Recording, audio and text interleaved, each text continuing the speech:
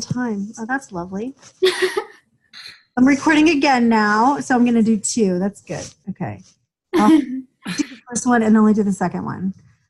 All right, I'm going to share, and then we'll just go through some of the book stuff too. But let me find the right spreadsheet here that I'm working on. Here we go. Okay. So can you guys see the spreadsheet? Yes. Yes. Okay. All right. Well, before we get into that spreadsheet, let's just kind of go over some of the topics for the chapter, because this is a chapter where it kind of brings everything together over the past several weeks, including the profitability, the P&Ls, the tax negotiation. It talks about some of the how to evaluate whether a project is one project is better than another. How do you evaluate whether a project is worth it? Whether it's a profitable project. It introduces the idea of this cost of capital, which I think we talked about last chapter, which is really, in a way, it's an organization's, I like to call it the hurdle rate. It's like a hurdle. If you can get over this particular percentage, then that means it's a good project. And if you can't, that means that you could probably go find a better project to invest your money in, because it's not as good as what the organization believes you should be able to get in terms of return on your money. So that concept's really important when you're evaluating your projects. And so specifically, when you look at your capstone projects, one of the things that we haven't really spent a lot of time on is sort of how do you value that your project in these kinds of terms, right? So how valuable is your project? What we've been focusing on is just writing a budget narrative. And so what are the budget items you need to do your project? What kind of costs are you going to incur? And I'm not sure that many of you include revenue. Maybe some of you do, but there's also the idea of opportunity cost and just sort of what value you could be adding to the system, right? And that's where this chapter really helps you understand what those dynamics could look like, right? So if it's things like reducing costs, then what that could look like when you're looking at a cash flow, right? You might have an upfront investment due to your project, and you might see a cost reduction over time within your organization. So that would be like a cash inflow and a cash outflow. Like the cash outflow would be your initial investment. The cash inflow would be the savings to the organization over time, right? And so again, those are concepts that are actually very relevant when you're analyzing and assessing capital projects. So again, as I mentioned, this is a chapter that's coming at the very end of this class, kind of like culminating with this chapter, and then we have one more chapter. But this is a very important chapter specifically relating to your capstone project. So I definitely want you to understand the concepts around what we're talking about. So the book shares a couple different ways of analyzing the value of a project. They introduced the term the payback period, which is really without looking at the time value of money, just looking at how long does it take for a project to cover its initial investment, and that's the payback period. So that's one thing we look at. We also then look at a net present value, which is really looking at all the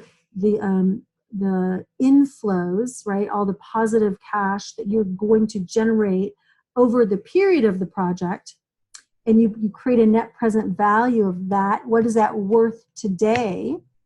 And then you compare that to your initial investment to see if you actually are in fact having a positive impact. So that's one very big indicator, the net present value.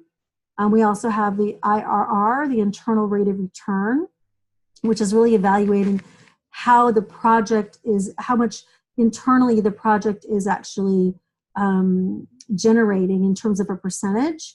And then we compare that percentage to our cost of capital. So if you have a project that's generating, 5% internal rate of return, but your cost of capital in your organization is 10%, then that wouldn't necessarily be a good project to take on, because it's what that's saying is you should be able to go out and to spend your money more wisely so that you could make 10% profit. That's that hurdle rate that you need to meet. So you always want to make sure that your IRR, your internal rate of return for your project, is at least equal to your hurdle rate. Your also known as your cost of capital. Okay. So how would we be able to assess our IRR for our projects if we're not generating any revenue for some of us? So the question is, so it's not so much a matter of generating revenue, but it could also be, so a cash inflow, positive cash could come because of revenue increase. That's one way. Mm-hmm. Also, the other impact could be a cost decrease, right? That's a second way that you could generate cash inflow. A third way, which we learned about in this chapter also, is if we have depreciation that creates a tax shield. Again, if you're a for-profit company, then you're paying less taxes, right? And then you're also being able to add back the depreciation into your profit and your cash flow. So you've actually got a third way, which is the impact of depreciation and how that creates an inflow as well, right? So again, your project, it doesn't have to be revenue generating to add value. It could be those other ways that it might add value to your organization. So again, that's what this chapter is really driving home with a lot of the examples and a lot of the material that it's bringing up. Okay. So I think it'll be really good for you to go through some of these practice problems. So any other questions on just the material? There's more information in here, but I think those are the key concepts, honestly, that I want you to understand for now. And there's some really good, some good reading that talks about projects exploring and just how to evaluate some of the outcomes and especially for nonprofits, what they're calling the social value. So I think one of the things that the chapter is talking about is, obviously when you're evaluating a project, you're not only looking at the financial aspects. Obviously, you're looking at the social impacts, other impacts, right? So there's lots of different impacts that you want to look at when you look at a project. So the financial aspect is only one, but the chapter does bring up some of those other points that you want to think about also, so in tandem. So any questions on what I just went over? So in terms of the cost decrease, how would one be able to assess that other than if there isn't a way to really assess other than saying, oh, my project might prevent X, Y, and Z, but you actually don't have any numbers? And how would I be able to assess that in terms of cost decrease? I think that's what's really interesting is like, how do you think about that? And each project would be really different, right? Mm-hmm. Like, I think it was last semester, there was someone that did a project about decreasing the infection rate at post-op. And I think, those kinds of things, you can come up with some idea of how to quantify that when you think about what's happening in the organization if you decrease your infection rate. That means you're probably going to have less hospital visits, right? You're going to have people coming back less. You're probably going to have less doctor time, less, supplies. And so there'll be some type of impact that you can quantify based on percentages. So whenever you create some type of optimization or you cause optimization to happen within a process, mm-hmm. occurring in an organization, then it's usually going to result in some type of time savings, or which will hopefully then result in labor savings, right? Mm-hmm. Then you can like defer, or you can change your labor from one process to another so that you can pick up something else. But the fact that you're reducing some amount of time in a process, especially if it's people are involved in that process, and that's a savings that you can quantify. Okay, thank you. That's helpful. Yep. Okay, so what I was thinking is maybe we can go to a couple of these more hairier problems, I want to call it, that that I'm gonna go into these first because I think they're very helpful, and they're gonna talk about some of these other concepts that we've that we are learning in this chapter, and is kind of putting it all together, so to speak, right? So I'm going to just create a copy here. Okay, so this is problem 4.7. Okay, 14.7. Okay, and what I want to do is I want to maybe change a few things on it, so that we're not looking exactly at the same numbers here. So why don't we, you guys have your books open, right? Yes. Okay, so let's go to problem 14.7. It's a really good problem to look at. So, okay, so this one talks about how we have evaluating it's a for-profit organization that's evaluating equipment purchase. Okay, so this equipment purchase, we're gonna say is about $500,000. Okay, that's 5 million. So 500,000. Okay. Oops. And so the initial outflow will be $500,000, right? So we're setting up this little table here. This table has, and it's actually outlined in the book. It has a year 0 through year 5. You can see that across the top here, right? It has a little mini P&L down the side. So we've got, the revenue here. And so the way that we're going to calculate revenue, and it kind of gives you some of this, right? It says that the original purchase value is, we're going to say 500, with a salvage value of 200, right? And so we have that number here. So we know that if we have a cost of 500,000 with a salvage value of 200,000, that our depreciable base, right? That's what we use to depreciate. We call it the DB.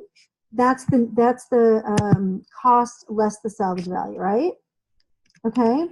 And what it's also giving you, and I'm kind of skipping around just a little bit, but over on the right hand page here on page 557, it talks about the MACRS, okay, which is a type of depreciation schedule that can be used for tax purposes, okay? So this particular depreciation is outlined for us here, and you can see it adds up to 100%, right? If you just look at that, there's the 100%. So I've gone ahead and taken the items from the book. Year 1 is 20%, year 2 is 32%, year 3 is 19, and so on. Okay, so then I take my my depreciable base, which is the cost less the salvage value, and then I'm just going to calculate what my annual depreciation will be using the percentages given by year. So I have created a little formula here that says take my total of 300,000 and multiply it times the percentage for that year, and then do the same for the next year, and so on. Okay, so then we're getting what those depreciation values are per year. Okay, so we have that. All right, that's that. And then let's talk about revenue for a second. So the problem says that we are, if we purchase this equipment for $500,000, that we're going to use that equipment 15 days every, what do they say, every day, right? And I'm going to say 280 days per year, just as I'm going to have a slightly different number. Okay, and I think what we're going to say is the rate is going to be $100. Okay, so that's going to be, we're going to then calculate what my annual revenue is based on those metrics. So I know that I'm going to make $420,000 a year based on this equipment, right? So then I'm going to go ahead and make that equal my little table for revenue over here, right? So I have, in year one, I have $420,000 in revenue. Then if you keep reading, it says that labor and maintenance costs are expected to be $100,000, while utilities will cost another $10,000. So there's my utilities charge. Overhead is going to increase by 5. Okay. And then we have supplies, which are variable. Those supplies are $5 per procedure. Okay. And so we're looking at the equipment again. So we're going to multiply, we'll just do that math. We're going to multiply 5 times 280 days a year times 15 times a day. All right, that gives us $21,000 for supplies. And now we know that our depreciation, which is the next line, is going to equal the first year depreciation in our table over here. Okay, that gets filled out. We got the overhead that was given to us. Okay, so now we know what our total cost is. Okay, is everybody following me on this one? I think so. Okay. Profit then would simply be revenue less cost, right? Jenny, you got it? Mm-hmm.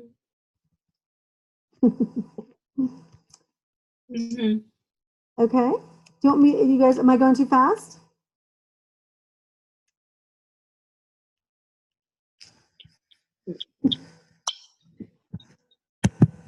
You following okay? All right, just let me know if you're not, please.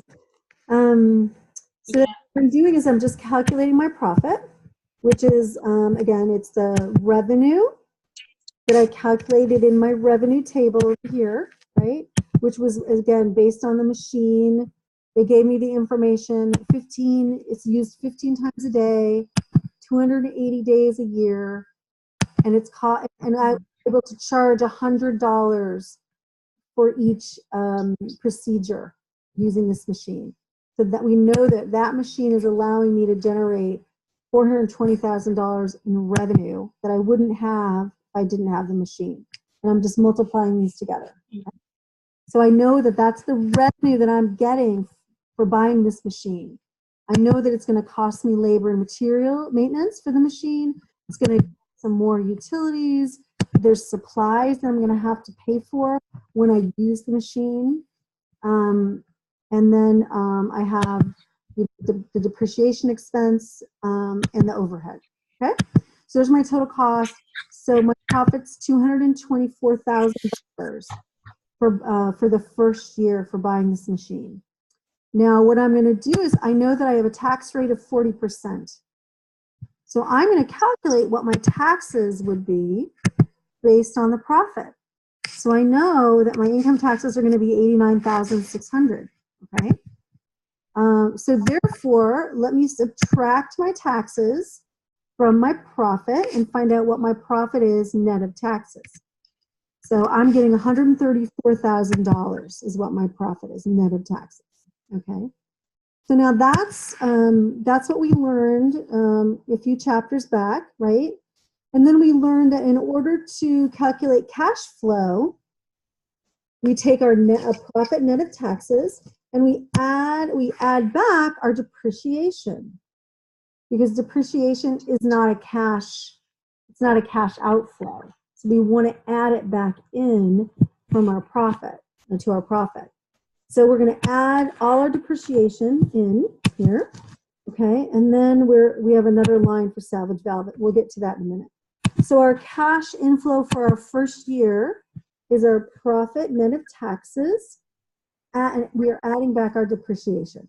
So that gives us our first year inflow. Okay? And then we know that we had an outflow of $500,000 because that was what equipment cost. So essentially what this says is by buying this machinery, we will generate an additional $194,000 in cash. Okay, so that's great. Now what we want to do is it's not actually paying off our machine in the first year. So we're going to do the same thing. We're going to evaluate the little mini P&L for all the rest of the remaining 4 years. And so the only thing we're changing here, and what it says in the book, it says if there's a 5% inflation. Okay, so I'm going to make that 4%. Just again, I'm going to change it up a little bit. So I have this little inflation box here where I put my inflation percentage, which is 4%, and then I've just simply created a formula that says take my prior year number and multiply that times 4%. Okay, so what this means is every year I'm going to increase my rate. So in this case, it's going to be my rate. My rate, which is $100, I'm going to be increasing that rate 4% every year. So it's going to then increase my revenue 4% every year. And that assumes that my units stay the same. Okay. In addition to that, we're going to see an increase in our labor costs of 4% every year, an increase in our utilities, supplies, and overhead. All of that is going to be increasing every year by 4%. Okay. Now, the only thing that won't increase is my depreciation. Because remember, depreciation is not real expense. It's not real cash flow, excuse me. We paid for the product in year 0, and now we're just depreciating that cost over the useful life of the product. But we're allowed to put it in our expenses as depreciation, although that's not going to change based on inflation. That is something that we've created a table for, and we have to depreciate it on that table. So that's the only thing that doesn't change with inflation. Okay? Does that make sense so far?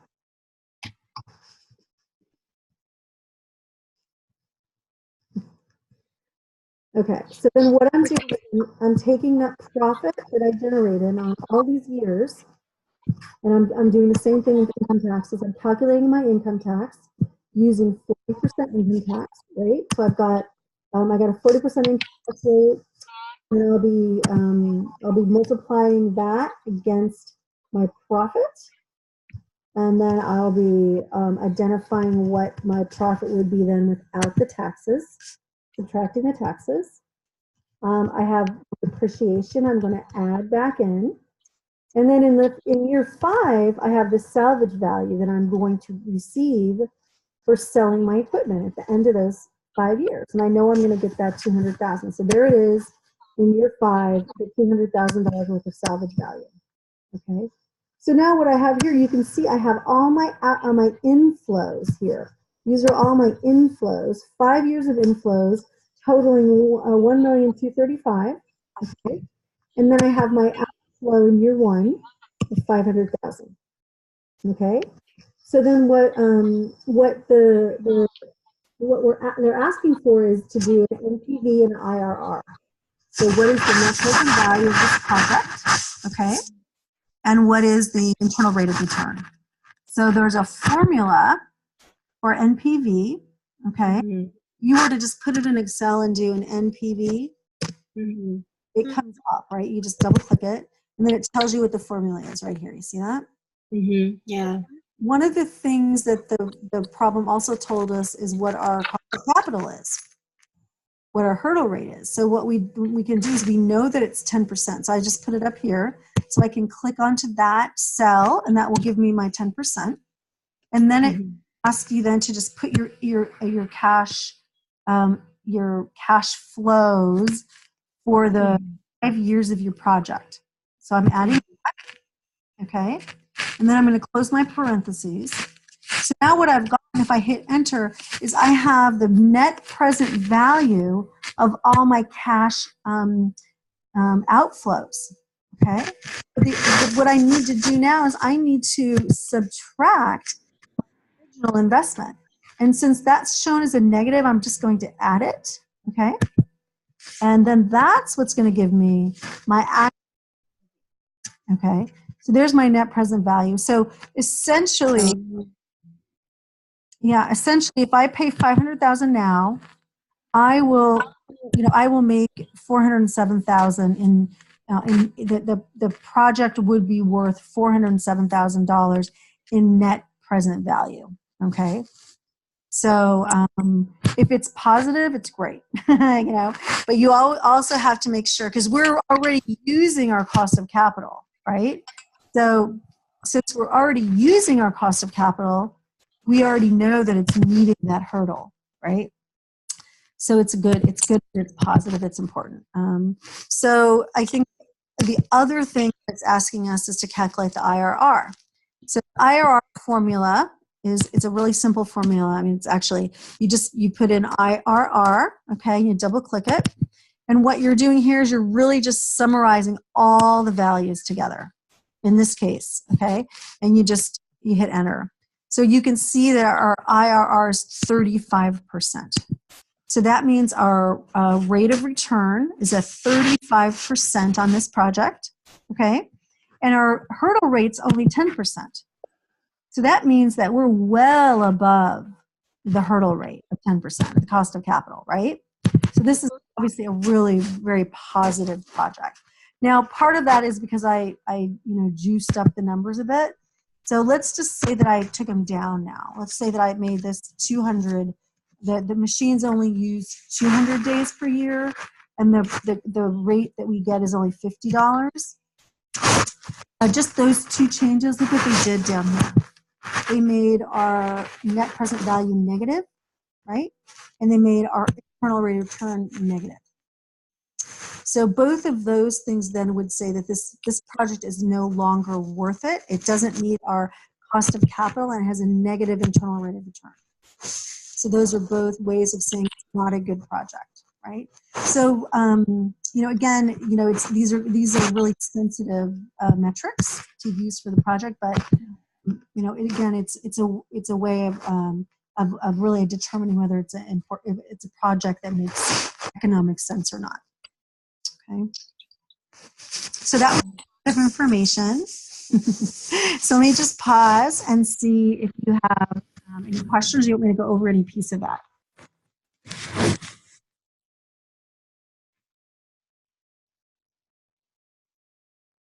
Jenny, Alexandra, did you guys, you feel like you got it? I think so. Yeah, I think I'm just trying to integrate, visualize and pull together what we've learned so far. Mm-hmm. Like the usage boxes that you have inputted, that you changed the numbers.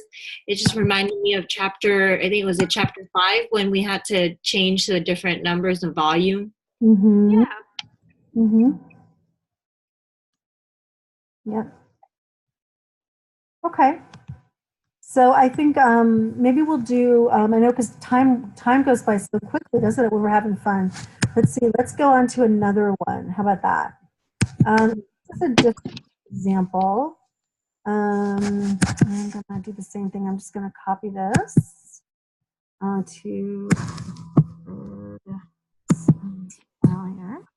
Okay, so this is problem 14.8. Okay, and in this case, it's kind of tricky. But I'm going to change a couple things here as well. Okay, so the problem's asking what you guys can do. The problem it's asking, it's telling you that we're buying equipment, and we're also paying for transportation and installation on this equipment. So the thing to note here is that when you're recording the sale of equipment, you do include the transportation and installation cost as part of the original cost of the equipment. Okay, those are depreciable items, okay? So that's what the trick is there. It includes a salvage value. We're going to say it's 10,000. Just again, changing numbers a bit. So we have original cost of equipment is 30,000 plus a $20,000 installation, which is 50. Okay, and then we've got a salvage value of 10. So that would leave our depreciable base, because we take the cost less the salvage value, which gives us our depreciable base of 40,000. And then again, we have our MACRS, which is our taxable depreciation schedule. And it's spelled out for us by year. So in order to calculate depreciation, we're going to take our depreciable base of 40,000 times each year's percentage of depreciation, right? So 33% for the first year, we're taking 45% for the second, and 15% for the third. So that gives us our depreciation schedule right there, okay? Now this problem, this is an interesting problem, right? So if you guys read the problem, it's basically saying, okay, that we have, it's not actually impacting, this equipment is not really impacting the revenue, right? The revenue, it's actually only impacting the costs, right? So we're experiencing a savings in cost, right? So how would we model that? So what we do is we create a little schedule very similar to the one that we had before, but in this case there is no revenue line, okay, because there's no revenue impact. So the only line that we have here is going to be our expenses, and I'll put total expenses here, right? And our, then our profit. So when we look at total expenses, obviously, we want to understand what the depreciation impact is, right? That's an increase to expense. And again, we have our depreciation schedule right over here. So we're going to go ahead and put that in for the 3 years. Okay, there's our depreciation. And then if the book says we experienced $20,000 in cost savings, right, each year. So you'll go ahead and put a negative $20,000 because you're seeing your cost decrease, okay? So the depreciation is an increase. It's an additional cost. Your savings is a decrease. So then you have your total expense change, right, which is a net decrease, right? It's a net decrease. You're adding them together each year. Okay, you see that? And so when we think about operating profit, a decrease to our expenses would be an increase to our profit, right? So if we had a revenue line, we would take the revenue line less expenses equals profit. Since our revenue impact is 0, really we're just taking negative expense. 0 minus the expense, right? Which would be essentially the negative. So our operating profit, since we're saving money, our operating profit is increasing by this amount, okay? So we're seeing an increase in our operating profit. And we know that our tax rate is 40%, okay, for each year. So we can calculate our taxes. And our taxes, again, would be our operating profit times our 40% tax rate. Okay, it gets our taxes. And then we're going to subtract our total profit. We're going to subtract our taxes that we have to pay. And then we have our net number, right? So we have our net income taxes after profit. And then you remember, again, in order to calculate cash flow, we need to add our depreciation back in because it's a non-cash item. So we want to take that expense out when we're thinking in terms of cash. So that's what we're doing here. So we're adding we have our net income, we have our depreciation, And then last but not least, we're going to add back our salvage value, okay, because we will be selling our equipment, okay? So then we have the net of those 3 items right there, okay, for all the 3 years. And so here are our cash inflows, right? These are the things that we're getting. We're getting an increase in cash in year 1, 2, and 3. And in year 0, we have to make an investment of $50,000 because that's what our machinery, installation, and transportation costs. Okay. So then we can do our NPV, okay, on this one. So our NPV would be, again, we're using a 10% cost of capital, I believe is what the book's telling us. We will always need to have that. So I'm pretty sure that the book gives us, 10% cost of capital. So I have that 0.1 right here, you see that? And then I'm summarizing the 3 years, okay? And I'm adding the 50,000 right here, the B plus B17. I'm adding that 50,000. So you can, what is that telling us? It's not worth it. It's not worth it, right? It's a negative.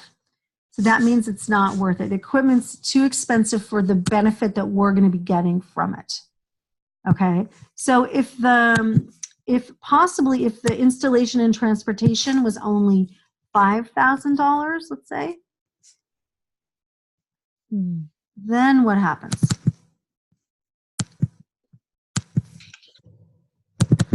All of a sudden, it's worth it. It's actually making a $10,000, right? And we could do the IRR on this one as well if we wanted. Let's see. If we did equals IRR, and we just do this, right? And it's a 25% IRR now, which is actually a lot better than 10%, right? Which is what our cost of capital. So that's all of a sudden it's turned into a great project. One little change, look at that.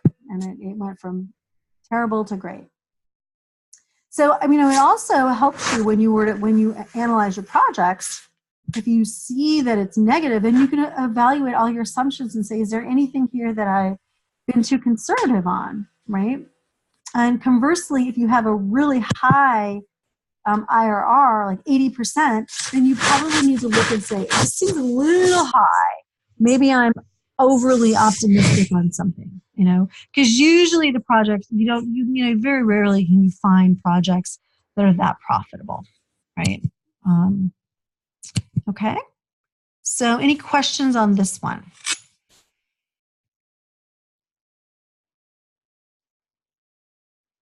Nope. Okay, so this, let me just I'm going to scoot back to the first few problems here. I didn't go over them, but these are a little bit simpler. This is the first problem, Winston's Clinic, and it asks you to calculate payback, okay? And so I'm going to do the same on this one. I'm going to make a couple of quick changes. Let's say the capital, the potential project cost $70,000. The cost of capital was 10%, okay? And what it's asking you for is calculate the payback. Okay, so payback, does anyone remember what payback is? You have it written down. I do. Okay, so really it's a payback is where you don't take into consideration the time value of money, but you just want to understand how many periods does it take to break even, okay? So if my original project cost $70,000, which is actually an outflow, I changed it here, but it's an outflow. So we could move it up here to the outflow column. But I think I put it down there to make my formulas a little bit easier, okay?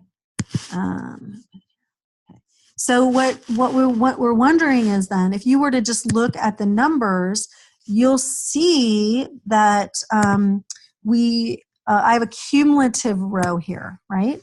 So I'm saying, here's what my project's costs are every month. Here's what they are cumulatively. So in year 2, I'm adding the first 2 years. in year 3, in the first 3 years, and so on and so forth. So where do we see that we get to a point that is hitting $60,000? Closer to year 6. Yeah. So in year 6, we see that it's actually 72,000. So the first thing we want to do is say, okay, we're at 72. We want to be at 70. So that's a difference of 2,000, right? So I'm going to take a percentage of the 2,000, and I'm going to divide it by my inflow for the year, which is 12,000, to get a fraction. Okay. So that would be 0.16, almost 0.17% of the year, essentially, or the amount, right? It's the amount, but we're also going to say it's the year. So then what we can do is we can add all the years up until that point as 1, right? And we add that partial year, and then the payback would just be these, adding these up, right? So that would mean that at 5.17 years, we reach payback. Okay? And then again, the NPV is, just a simple formula. In this case, it's the rate, it's the rate of 10%. And then it's, I think I actually did this one. Yeah, okay, yeah, sorry. Then it's my D10 through, what is this one? Sorry. I can't even see now. K10, D10 through K10, okay? And then I add my original outflow of 70,000 to it, and that gives me my NPV. So in this case, my NPV is negative, right? So it wouldn't be worth it. Okay. Melanie, quick question. Sorry. So the 0.17 of the year, wouldn't that be maybe -6? Because between years 5 and year 6, there's a 12,000 difference, right? And so to me, it's a little surprising, and maybe I'm understanding this incorrectly. It's a little surprising that at 0.7 years of year 5, or 5.17 years, you would hit 70,000, since it's closer to 6. Right. So you're right. I needed to do a -1, I think, right? So you're suggesting that we do it. So let's do that. Let's do that differently then, because it's 60,000, right? Minus 70, which is 10. There we go. 83. There we go. And so that would be a negative because it's going the other way. So it's 5.83. Thank you. Mm-hmm. There we go. Good job. Okay. So our in this example, what's interesting is our NPV is negative, but our IRR, our IRR is 8%. Okay, so we're still making a return. You can see that our return is actually less than our hurdle rate, and that's why our NPV is negative. Okay. Because remember, the NPV formula already includes the hurdle rate in it. So it's basically saying, is your net present value positive, assuming a 10% rate of return? So it's telling us, no, it's not. The internal rate of return just tells us that you're getting an 8% rate of return. And we want a 10%. So we know that that's not good enough, right? And then we have this concept of the modified internal rate of return, which actually is it's actually a better rate to use when you want to calculate IRR. And the formula is it adds in an internal rate of return. So it's basically telling you if you use your cost of capital, what would be your adjusted rate of return if you use your cost of capital to adjust your inflows. So it's a little complicated, but I think if you just remember that this is a better metric and that you can look at the formula, then it's quite an easy formula. And they're fairly close, but it's going to be just a bit more accurate. So those are that's the first problem. And I think a lot of these are word problems then that you just need to go through yourself and just kind of work through the problem. But I think given these examples, hopefully that'll give you enough information to be able to do that. And if you guys do hit a point where you can't answer something, just send me an email. Thank you. No problem. Well, any last questions? No, this was helpful. Thank you. Well, have a great Thanksgiving, everyone. You too. All right. Lovely. Have a nice night. Take care. You too. Thank you. Bye. Thank you. Bye.